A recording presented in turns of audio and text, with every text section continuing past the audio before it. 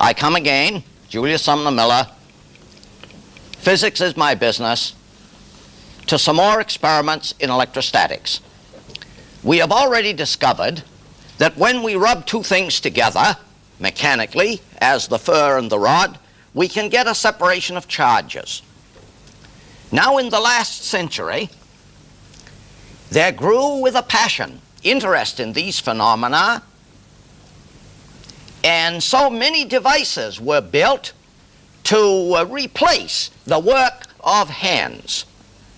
And one of these we have in front of us, an old-fashioned machine called a Wimshurst, W-I-M-S-H-U-R-S-T. I'll write that name on the board, perhaps. Also called a Töpflerholz. These are names bearing the names of the men who designed them. Now, I cannot, because of the shortness of time, explain how this business works, but its results are staggering. Oh, yes, and I'm constantly forgetting to introduce the men on the show. The boys are from the Marist College again, the Marist Brothers College, and we have again the man with the freckles. Greetings, sir. And you, Winton, my pleasure to have you. So here is a machine which can be turned by hand and equivalently does the work that I'm doing here. With the result, the charges are stored in two devices here and here called Leyden jars, L-E-Y-D-E-N. Yes? What kind of fur do you use? Oh, well, here, this is cat's fur, or dog fur, or rabbit fur.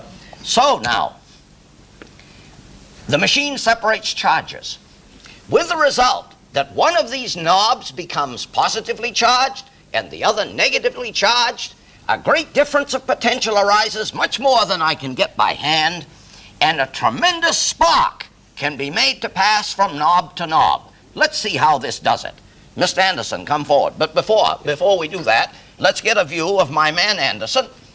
And I am reminded at once that Michael Faraday had an assistant whose name was Anderson, who was charged with great responsibility and executed his responsibilities with uncommon care and diligence, and I could say the same of my Anderson. Thank you. Ray, let's notice, I don't want to run the risk, you run the machine.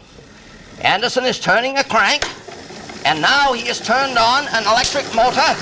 Look at that. Fantastic. Further separation. Further separation. Notice the energy in that spark. Fat and blue. Very good, Anderson. Will you shut it off?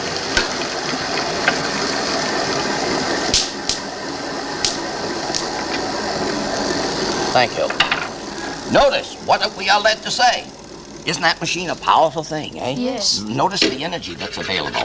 Now, that machine has only historical interest to us, but it is good for young people to see what the geniuses of the last century were able to make. Now, let's go to the blackboard, if you will take your seats again, and I will say something about that. Wimshurst or Töpflerholz. H-O-L-T-Z.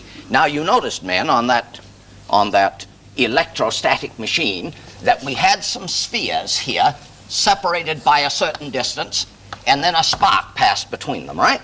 Yes. And I am prepared to tell you this, that if these spheres are about 1 inch in diameter, which those are, and if the spheres are separated by 1 centimeter, which is less than half an inch, the potential difference in dry air is 30,000 volts per centimeter. Isn't that fantastic? That's fantastic energy there. 30,000 volts. So when you see then, when we had it separated 4 or 5 inches, don't we have 200,000-300,000 volts difference of potential, right? Now, you may remember that in my introductory program, I said that I would ask some questions and answer some, but that I would also ask some which I would not answer. So I'm going to ask 2 questions which you can take up with your master in science.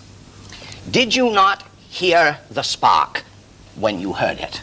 right? Yes, yes. So you heard something, H-E-A-R-D, and did you not see something? Yes. Yes. And I want to ask, have you not seen sparks before? Yes. And have you not heard them before? Yes. Yes. And I want to know exactly, what are you hearing? That is, what made the sound? And what are you seeing? That is, what made the light? And these questions are very difficult, and that's why I don't answer them on the program, you see?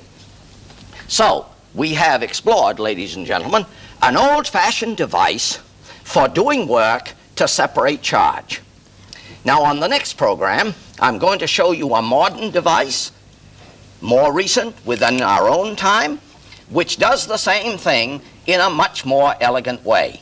So I thank you for... Do you have a question, Yes. Winton? I noticed Mr. Anderson rubbed The two plates? Yes. Yes, that's a good question. You see, sometimes the machine does not work at once because it may be a little damp or the like, so he primes it in a fashion by rubbing it with a fur. That was a very good observation. Professor? Yes. What do you use that for? Oh, just to have fun with. That's all. You see, why do I work in physics? Because I have fun with it. Very important feature of a man's life. See, just fun. And Why do I what look at the sky? Because it's pretty. You see? What do you use those beads for? Oh, those beads. That's a good question. These beads are amber. That's the pith. That's the sap of a tree, which exudes and lies on the trunk of the tree and then hardens. And this, in fact, is the very stuff which Thales explored in the 5th century BC. Because, to quote him, as the records show in Herodotus and Pliny and Thucydides and other historians of the ancient Greeks, Thales wrote, "I have observed that when amber is rubbed, it acquires unto itself the property of attracting light bits of straw and dust."